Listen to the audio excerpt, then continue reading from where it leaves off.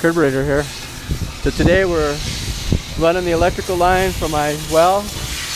I have everything else working, and I have just a temporary line on the ground. So we're doing a little air tension. So I'm gonna take you over there. That's why I got all the gear on here.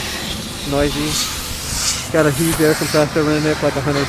I got it for like a long weekend, Memorial Day. So endless supply of air. My buddy's over here having fun. We hit a boulder though, so we gotta dig this boulder out, so he's air trenching around the boulder. It's an awesome way to dig that. There's all these pipes up there I'd have to cross, so I didn't want to hit them with a shovel or a pick, so we're air trenching. So when you come across them, you don't destroy them. You can see all the pipes up there. I had to go around.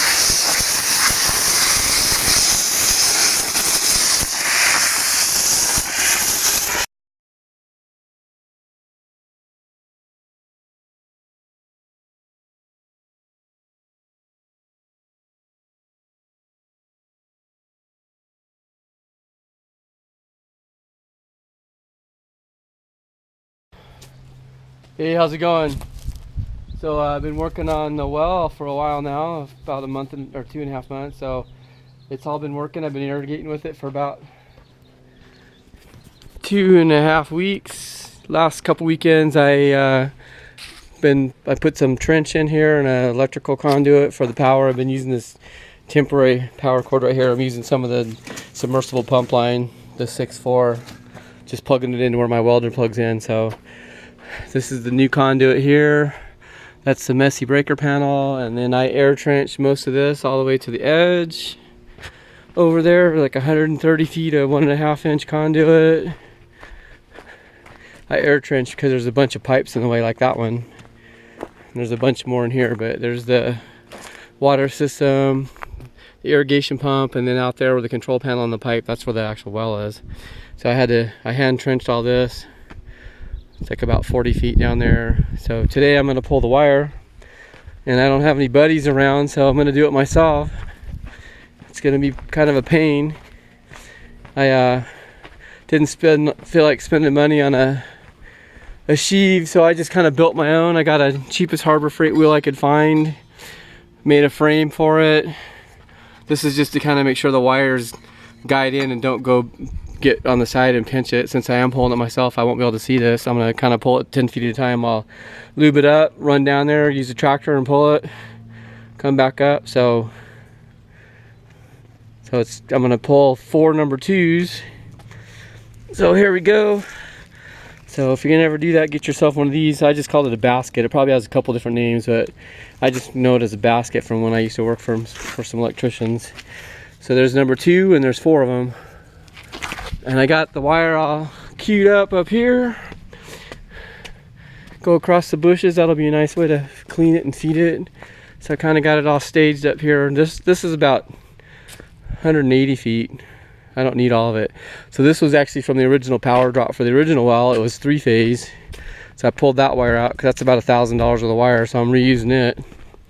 So I'm gonna need about 140 feet. So, all right, well, let me get started, and I'll show you some more things. All right, so you're gonna need a few more things. So here's a couple 100 feet of 3/8 rope, but I gotta get the rope in there to start. So I'll use a string, and a vacuum is a common way of doing it with a bag or something. But here's the real tool that people use. So you tie the string onto that, and then you use the vacuum. So I'm gonna put the vacuum on this end since there's convenient power up here. And then you put this onto the string on the other end way down there. This is called a conduit piston. There's some other names for them. I'm not really sure what the other names are, but you put that in there, you tie the string on it, you feed it in, and then you suck it up. And then eventually the line comes up here. And then I'll tie the string to the rope, and then I'll pull the rope back down. And then I'll use the rope to pull the basket, which is carrying the 4 number 2s. So there's two ropes here because they're not 100. They're only 100 feet. So I'll tie those guys together. I'll splice them together. All right. So let me get this set up and vacuum it up. Okay. Well, I just hooked the vacuum up. I actually took the piston and the string line down there, and I turned the vacuum on. And I was walking down there, like got 10 feet away, And I heard the vacuum sucking and all the vacuum went high RPM, so I knew something plugged it, and I pulled it out and the friggin' line was there already, man. So it took like friggin' 10 seconds to pull that up. I didn't even get down there, so I'll go down the other end so you can see it. So pause this for a second. Man, you can see that spool is spinning. So I just stuck that piston in the end of the pipe right there and stuck the spool right there, but from all the string that came unwound, that thing must have been moving. So I thought I was gonna have to come down here and help it, but the vacuum and the piston had enough power, just sucked it in there. So I haven't finished plumbing all this because I didn't want to try and pull four number twos, make all these corners. So I'm just gonna pull it straight. I'll probably use the tractor here. I have a nice run right here. I can use the tractor to. So in case you're wondering how I'm splicing the ropes together, I'm using normal, ropemanship here. I'm doing a splice knot. I'm not doing 3 wraps, I'm just doing 2 wraps. And I'll tape the loose ends down. I'm not putting a safety knot on the end because that'll probably be just too much congestion in the pipe. So pull that together. There's the splice. Hopefully I tape that down enough it's not going to get caught on any of the joints down there. But all right, and get that all cleaned up, and then we'll tie it to the string line, then I'll pull the rope line, and then I'll get it all set up. All right, so there it is, all taped up. Funny things happen in conduits, man. I don't want to get it jammed. I'd hate to have to dig the conduit up. I mean, I want to be able to back it up too. So conduit's big enough to pass ass. I just want to get the edges off. So in case you guys are wondering how the basket works, I can't really show you because it's taped on here. I just taped from the end of the wire to make sure it didn't catch. But this mesh, as you squeeze it together, I can't show you, but as you squeeze it together, the mesh opens up, and then when you pull, it tightens it down. So the harder you pull on this, the tighter that cinches around the wire. So they work really good. And then to tie the string line to the rope, you can just do that technique. There's no real, I don't want to make a loop. It can be kind of clumpy, maybe not make it in there. So then I'll take electrical tape and tie that down so there's no loose ends to smooth it out. All right, so we're all taped up. We're going through the pulley into there. We'll walk down and see if I can pull this out now. So I don't really know if you can see that, but let's go. Let's pull. Where something's going, it's going. I should have my gloves on, man. I forgot them. This string's hurting. Yep, string's hurting.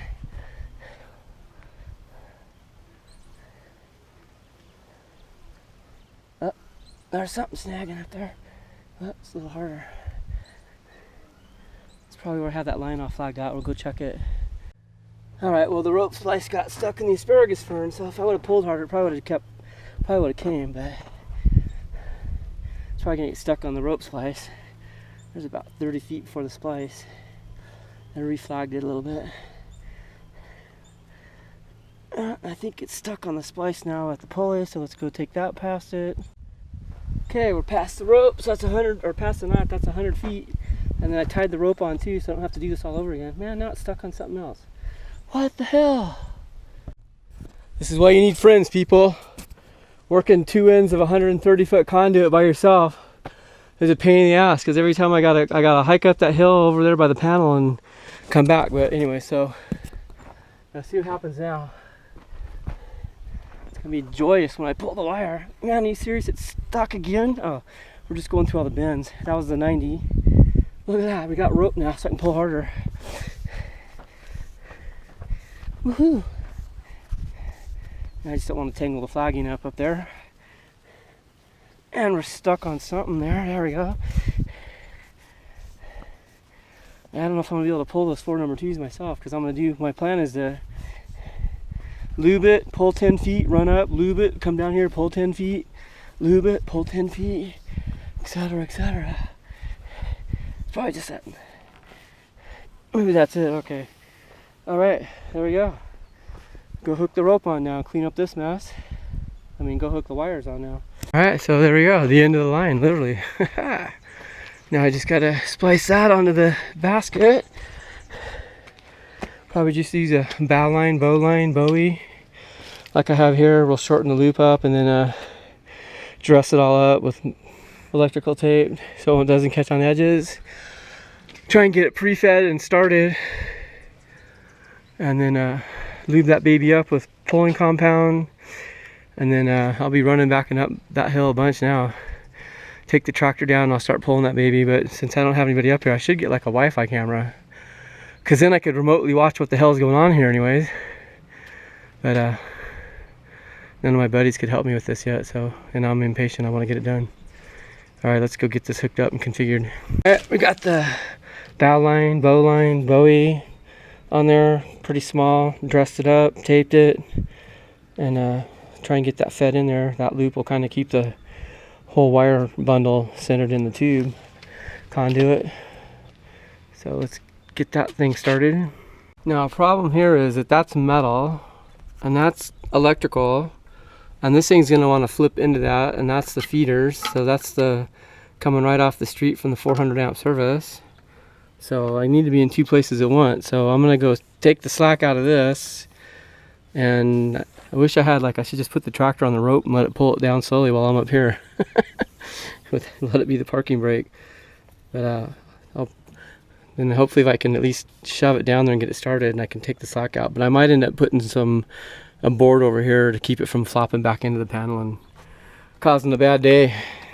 So I just changed the angle of the dangle to get it started, so it shouldn't flop into there now. Once I get it started, then I'll put the pulley back up closer. I mean, that might even work there too, but anyway, so got the glove on, got the nasty stuff. Get that all over that, huh? Yeah. In the old days, they used to use like lanolin, man. It used to be good for your hands. I think this, I don't know what this stuff's now. It's pretty slick. Kind of feels silicone-y. I'll get that on there, and then I'll run down and get that started. See, this is why you need two people, you know, your buddy over here, so he can sit here and get soft hands while you're down there busting your knuckles, pulling that down. All right, let's go see if I can get that started. All right, so I feel better now. I got it past the basket, so nothing's gonna short now. Got about 10 feet lubed up. Now I'll go get the tractor and hitch it up and start pulling it slowly. I don't have a cable pulling windlass, or I'd do it that way. You know, I don't do this all often enough, so it's an expensive piece of gear for this one-time thing, just like the sheave for this. So I made it, I improvised. I may just end up leaving the pulley like this. It's okay there. I mean, I just wanted to get it more vertical on that, but it's okay with the lube and everything. It's going in there all right. All right, get the tractor hitched up and see you down the bottom again. All right, so we got it tied on the tractor. I'll probably be able to pull 40 feet at a time, so I want to be able to get that off easy. And I want to pull it low. So let's lower the bucket here. Probably want to pull it low so I don't pull that pipe out. I want to keep it as low as I can. So let's go now, see if I can pull it really slow here. Of course, I don't know how much tension's on that.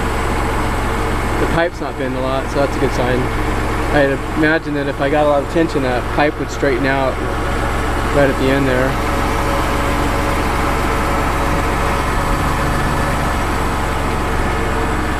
Got obstacles behind me here. I gotta get straightened out a little bit here.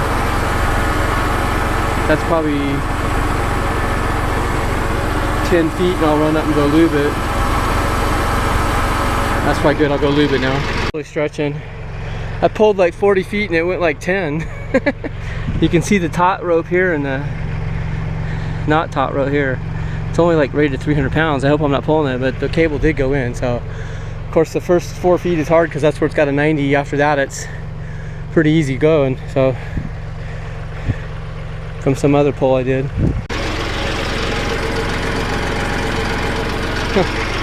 But I pulled another like 30 some feet. I took the other rope off because the splice was out, so I unspliced it. It actually got easier. I think I got past the 90. The tractor is kind of rolling almost on its own there, and then that pipe would actually uncurl. So let's go lube it some more, go back, reset, pull some more. I should probably maybe do that 4 times and I should be through. About 100 trips up this hill. I guess I shouldn't complain, keeps me in shape. I ain't a young dude no more, so.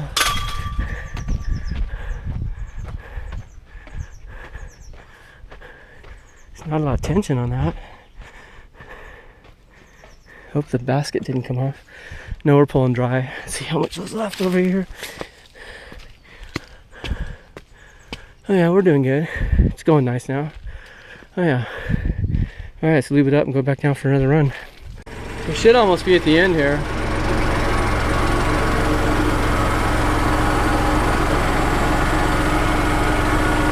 I know I said I was going to stop it before, but I'm just going to pull out as much as I need. And then I'll have to put the pipe on over the wire. I think that'll be easier because that pipe's still too long, it turns out.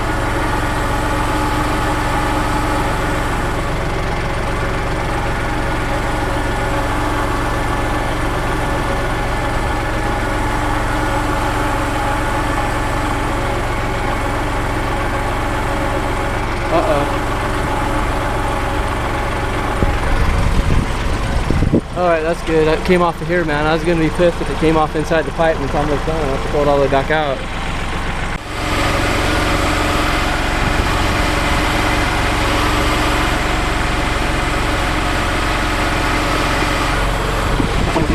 Check it out, man. Hope it comes out. Don't pull maybe. You check it out this follow.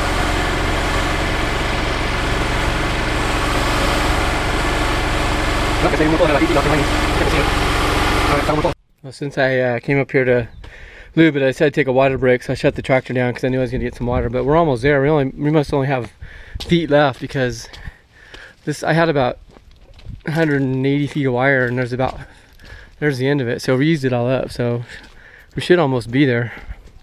Let's go down and see how long this takes. So this should be the last pull on the tractor. See, these guys won't help me though for some reason. He's doing what he does best. What are you doing? Talk to me. Talk to me. Yeah, good boys. Why can't you help me pull wire, man? Get up there and lube that, man. Do some lubing while I'm down here. Fire this big old 33 horsepower engine up.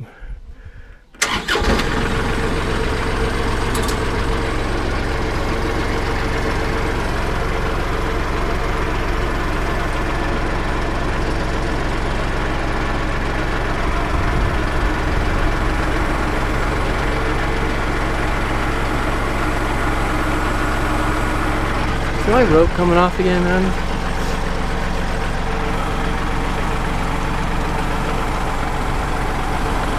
There it goes.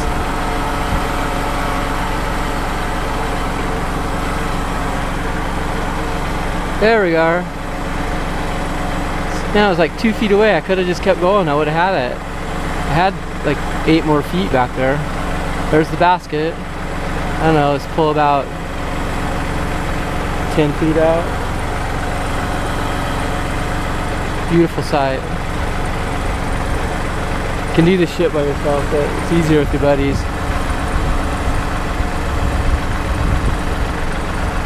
That's probably enough because I've got a disconnect on the bottom. I got to make a 180, or I'm sorry, 90 into the disconnect, so I don't need probably even that much, but that's probably a good stopping place right there. Sweet. That's the way you do it, man. And it's all lubed still, so that's good. So if that was the first part that got lubed and it went 130 feet, that means that there's plenty of lube in the pipes, because I didn't continuously lube it. I lubed it every time I stopped or reset the rope, which is about every 40 feet or every 30 feet, I guess. All right, check back in a little bit.